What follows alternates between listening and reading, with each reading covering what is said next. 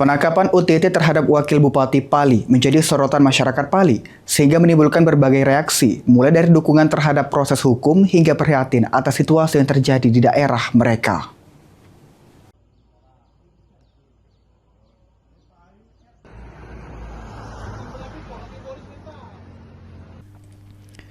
Masyarakat dan sejumlah pegiat advokasi hukum menyampaikan rasa prihatin dan menyesalkan penangkapan yang menimpa seorang pejabat aktif Wakil Bupati Pali.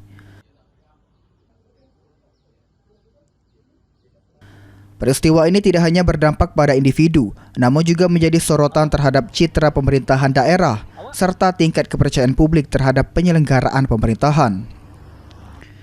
Sejumlah pihak menilai peristiwa ini seharusnya menjadi pelajaran penting bagi seluruh pejabat publik agar senantiasa menjaga integritas, transparansi, dan akuntabilitas dalam menjalankan tugas pemerintahan.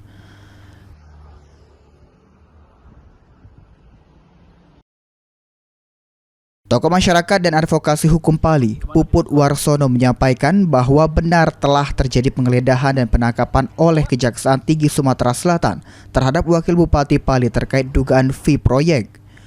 Saat ini yang bersangkutan masih dalam proses pemeriksaan dan pihaknya menegaskan akan menghormati proses hukum yang berlaku. Sementara itu, Ketua RT 15, Evi Erwansyah, mengaku mengetahui informasi penangkapan tersebut dan menyayangkan peristiwa yang menimpa pejabat nomor 2 di Pali dan berharap kejadian serupa tidak terulang di masa mendatang. Idam, PAL TV.